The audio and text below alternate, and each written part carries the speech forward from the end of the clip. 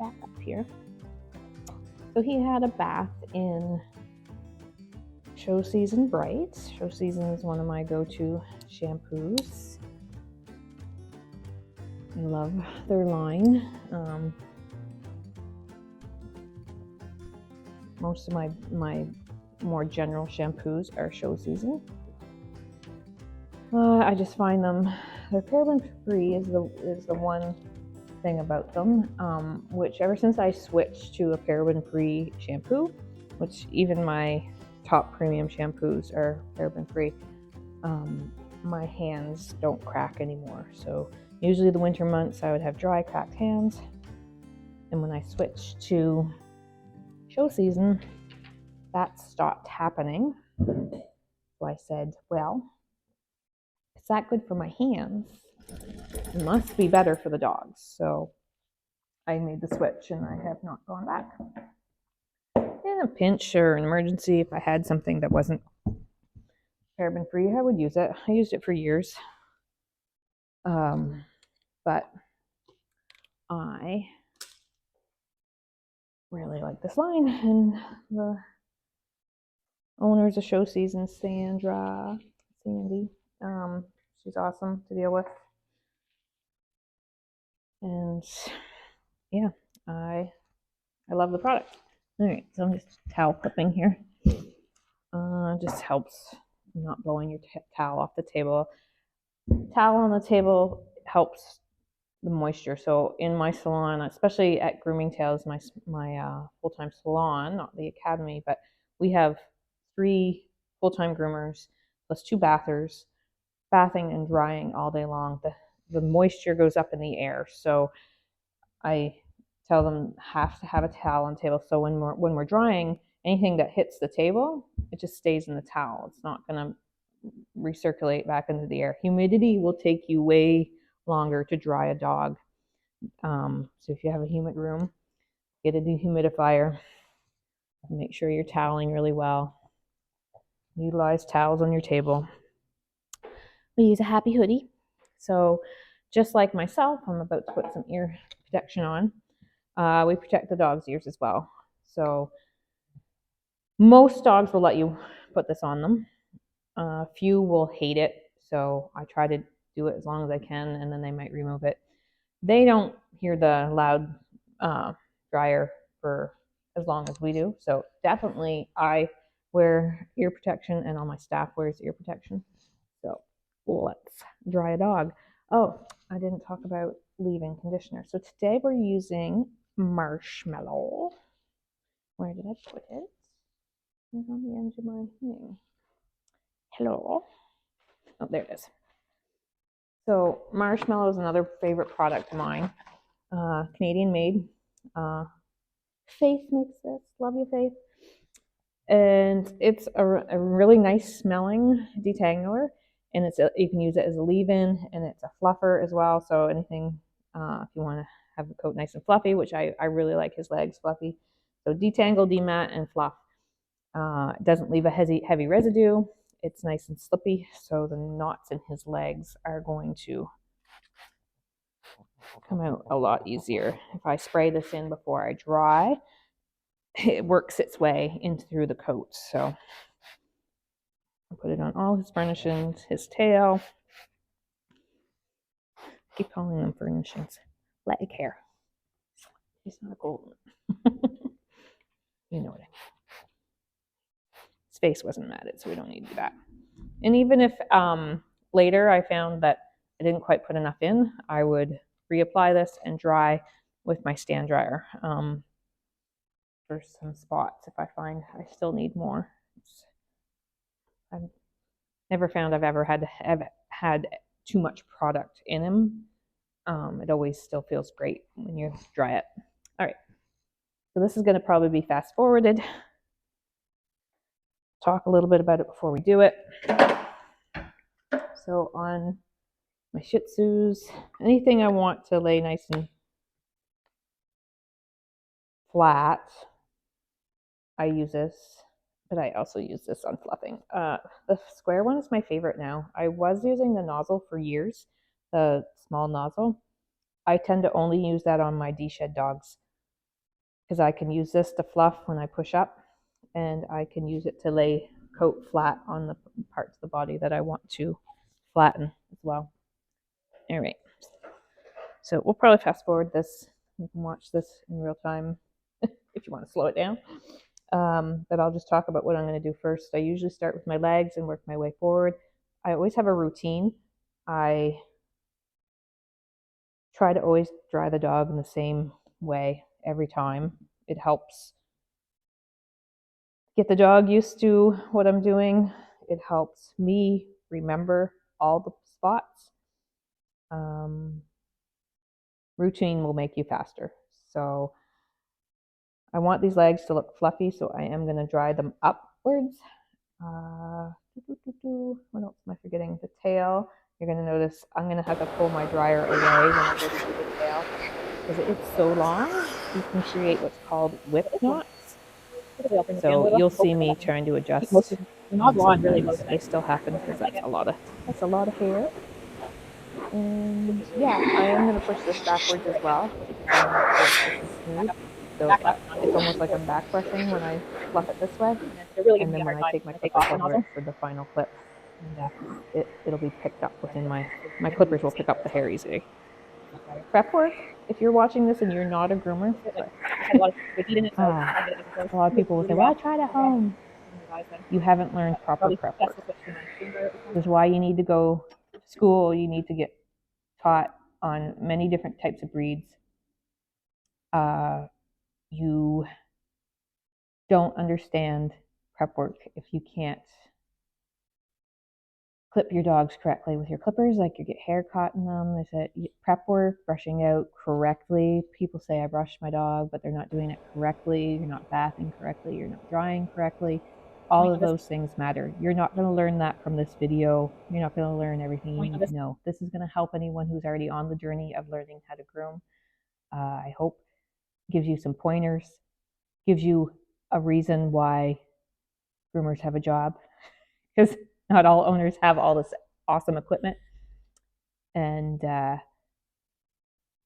whether you want to spend it or not. If you had 5 Shih Tzus, I think I would want to spend the money on the equipment probably, because you're going to save a bundle on grooming, but you might not have the time, because even as a novice groomer, your speed is going to be fairly slow. If I weren't talking today and I was just doing him straight through, his leg work's a little bit more scissor work for me, so I typically probably take an hour and 15 minutes to have him completely done. Looking at the time right now, we're about 24 minutes on recording, and I did 5 or 6 minutes in the tub, maybe 10. So let's say we're at 35 minutes with talking. I talk a lot. All right, so going under.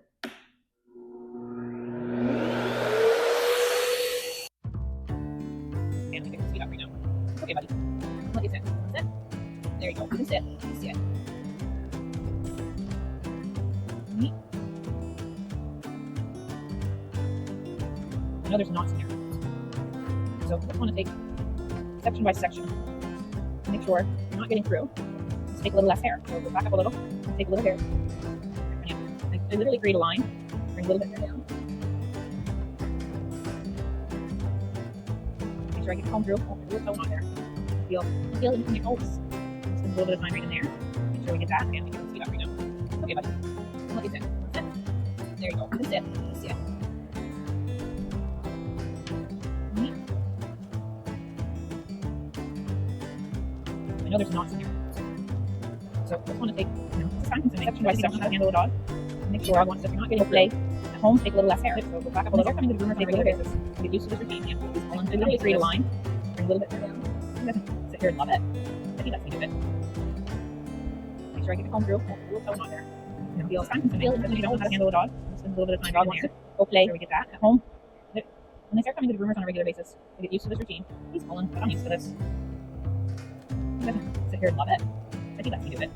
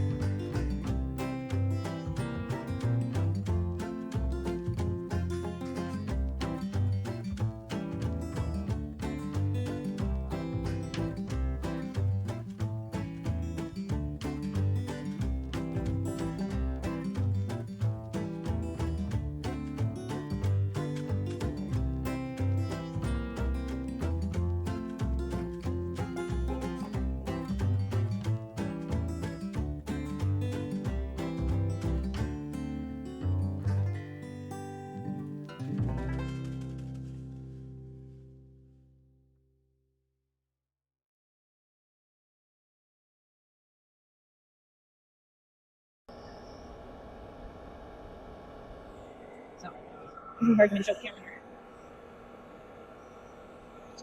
Do it from this way.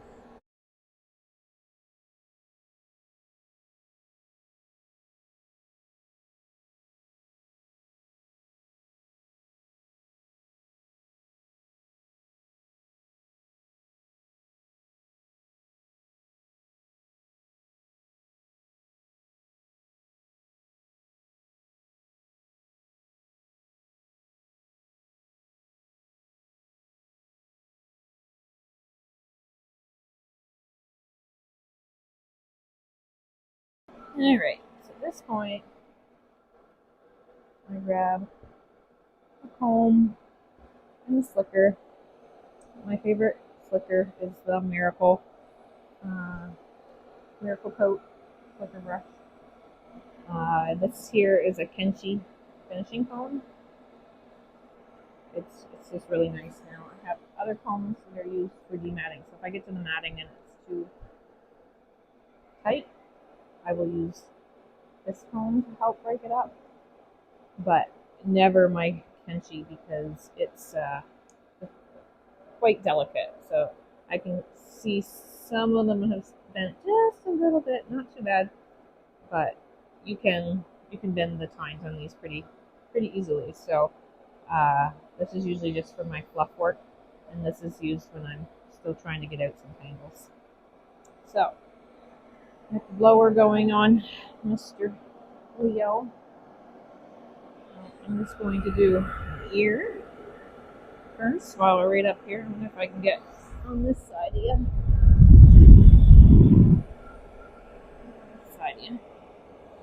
So you always want to put your air exactly where you're brushing.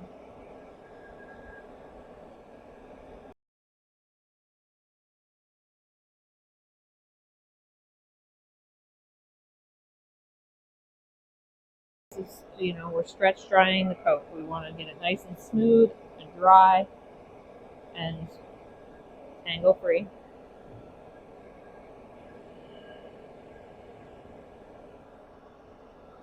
I can feel the insides feel a little damp still. And this is where you really want to make sure it's dry, because this will curl and I typically would make your coat not look properly finished if you don't get that dry. I typically would It's dry on top. You really want the bottom dry. My heat is all the way up. My wind's all the way up. I really like the variable on my dryers that I can adjust it for the dogs. I've gotten the knots away from the skin, and not all of them love brushing it over my finger. The really high winds, but if I can still have a little bit of heat on them and turn the winds down, I'm brushing my finger. I've gotten the knots away from the skin. So I'm gonna take the ear. I'm gonna try to keep my thumb over the ear hole, so it's not blowing right in his ear. Anyway, buddy, get that dry. Another trick I like to do, even though these dogs are not considered shedding dogs, they still get coat caught up at the base. I don't get comb through there, but if I go and I take a de-shedding tool, see that hair that there's little hairs that just get stuck when they're supposed to be shedding out. They just kind of get stuck in the hair. I'm not pulling anything from the root. It's like I can feel the thickness in the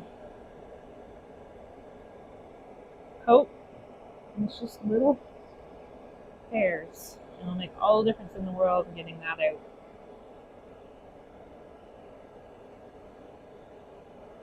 Alright.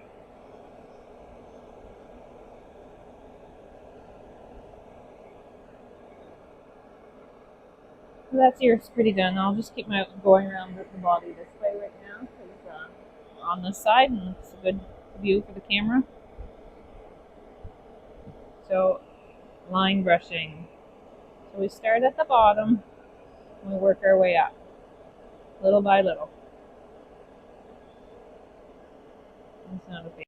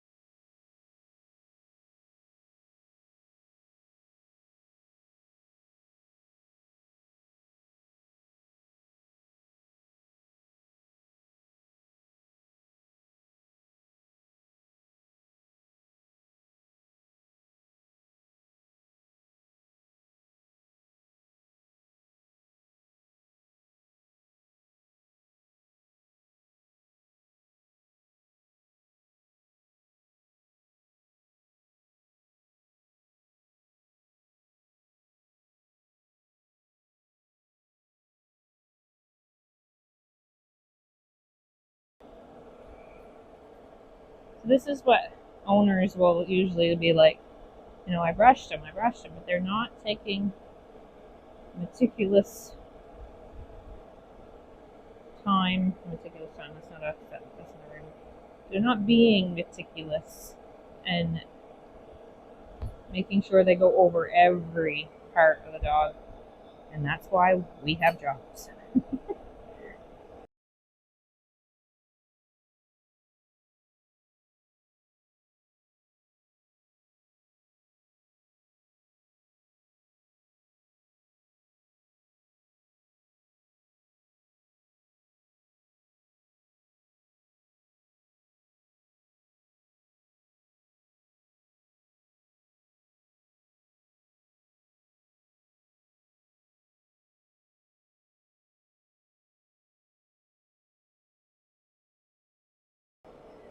You know, there was some knots in there. That wasn't horrible.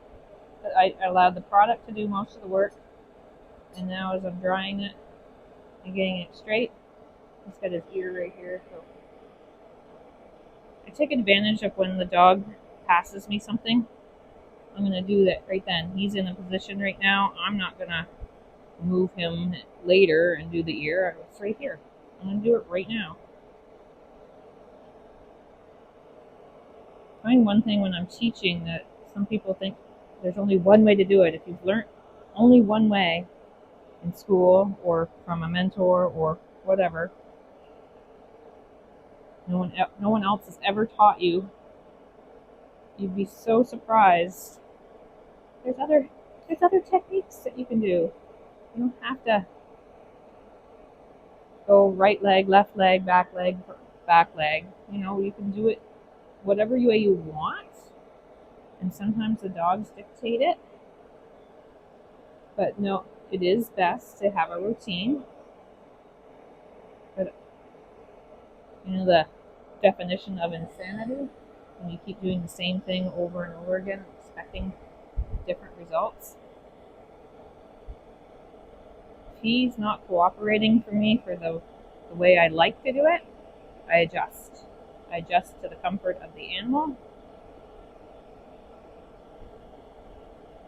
And, maybe I always call it their turkey timer. They might only allow me to brush a foot for a certain amount of time. All right. Well, I guess I'm going to have to move on, and I'll come back when he's settled down.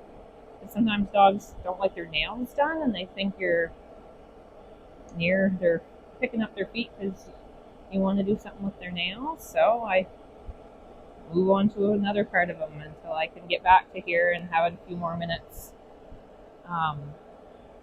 brushing. So if you're going to test with dogs, you obviously want to get dogs that are going to be cooperative in the order that you would like them to be cooperative, because time matters when you're testing. So don't test with a dog you've never used before, never groomed before. Have a few practice runs on them before you. And when I talk testing, I'm certifying with the CPPS, the Canadian Professional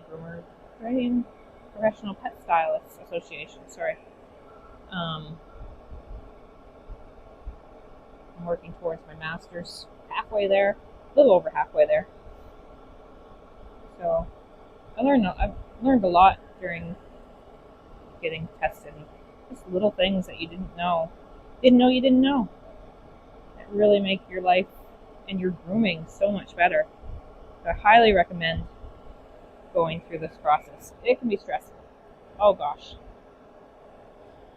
It's that's some people don't like putting themselves through that. That's okay. I want to improve. I want to be better than I was last year. What will I do when I finish and get my master's? Who knows? I've always done continued education. So I'll go to more shows. I might start competing. I want to get a pool. Maybe. I have 3 dogs right now. I'm going to wait, I think, till we have less than 3 dogs. Alright. He's comfortable just sitting there now, and I've got most of them done. He's still a little damp in here because he hates his face being done, so I'm kind of hoping it'll just dry. Alright. I'm going to come at you from the back because I need. At this point, my towel can come off. I just haven't bothered taking it off yet. Most of the moisture is out of them. A little bit left, but no major moisture.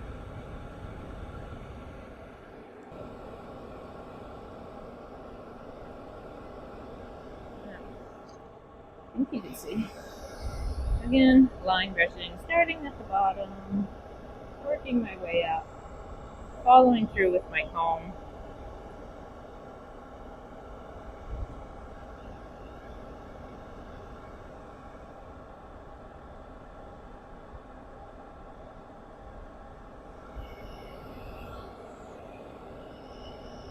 I can see some curl in the coat there. I'm really trying to, because there's still some moisture in there. So I'm really trying to fluff that out while I brush it. Make it straighter. It's still recording? Yep.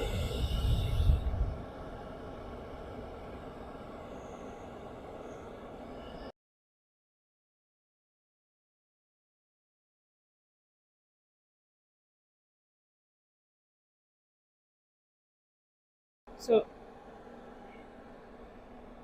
I'm going to go forward a little. There you go. I'm doing the same thing with the tail, but what I'm doing when I brush a bunch of it, I'm putting my hand underneath and hitting my hand. So I'm trying to stay away from the base of the tail. I start at the base of the tail and then work any knots or tangles towards the outside, and then I brush the tail on my hand. And that way I know I'm not hitting the dog, not causing any abrasions, brush burn. And again, I am doing this section by section. It's not quite as line by line as it would be with the leg, but line by line, section by section. I can hear with my slicker and kind of feel that crunch, crunch, crunch noise that you get when there's tangles. And when that noise goes away, I know I've gotten most of the knots out. And I still always follow through with my comb. You'd be surprised.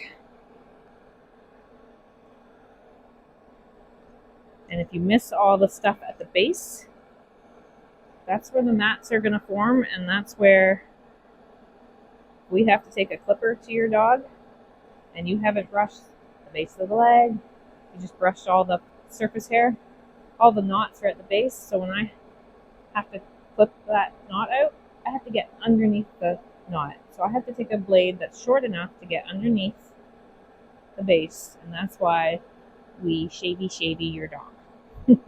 Summer smoothie. Owners will say we scalped them.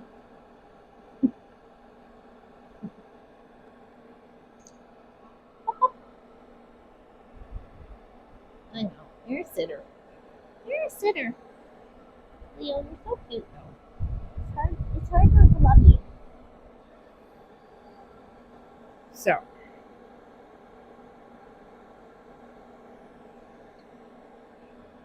Double check my work. There's still stuff in the base of his tail. Let's see. Can you turn this way maybe? Turn this way a little. He's pretty well dry, so now I'm just. He's got stuff right at the base, kind of where it falls over his poop hole. So moisture gets there. Oh, he scoops it all. Yeah, it's an uncomfortable spot. So I'm gonna do it back here because I can hold it correctly without having to show the camera. I want to hold the base of the hair so I'm not pulling so much. Or take smaller sections. There, I think you got it.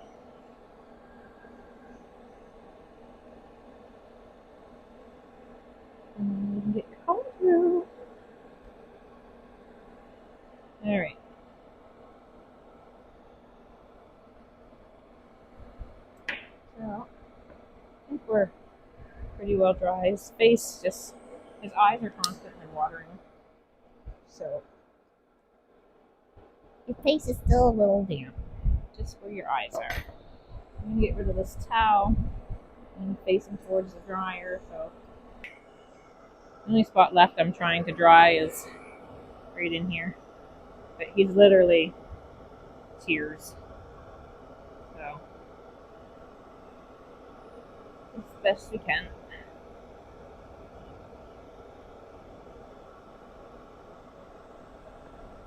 So this is my finishing comb now. Double check that I can get that through. So that's good. That's good. A little sticky in spots. Alright. I don't know if I was able to have audio during any of that. But I did talk through the whole thing. I might have fast forwarded. I don't know. Have to wait till the editing room. Alright, so he is brushed out.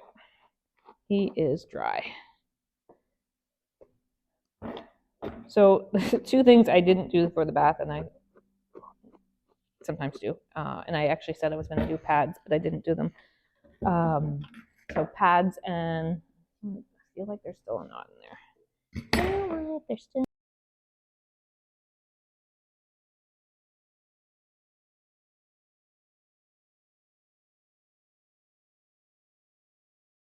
Do my pads before the bath too if I was waiting on the tub. But I also really do enjoy doing them on nice clean feet. And he's in so often that I know his feet aren't matted. If they're matted, I might want to pre-shave because I want to dig out any crud that's in there because I can't really wash it. There is a little line on that. It's right there. So that was the one that we kind of blew out on camera.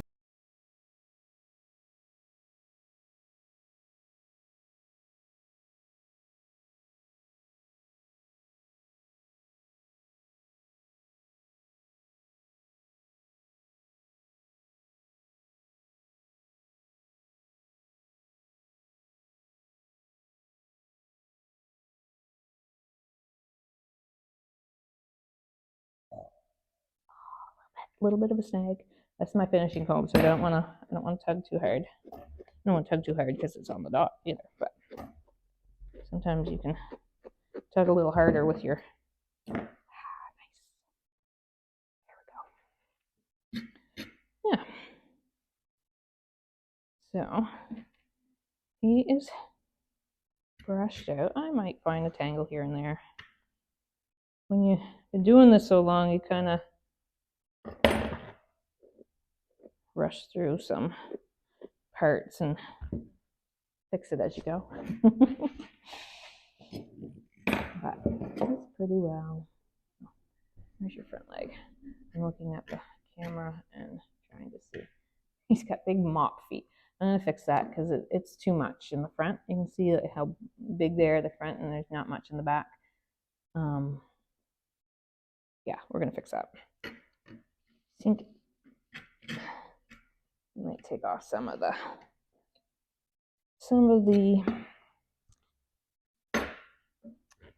what do you call them? 70s pants. I can't think of the name. Bell bottoms. Huh. All right. Me and my husband are always talking about how our brains are fried now. I can't remember the simplest things. What do you put on a hot dog? It's yellow. Anyways, it's just funny what things pop out of your brain. All right. So we're about 50 minutes into the groom. Again, with me talking a lot. Now, at this point, I like to go over my work that I had done before. So I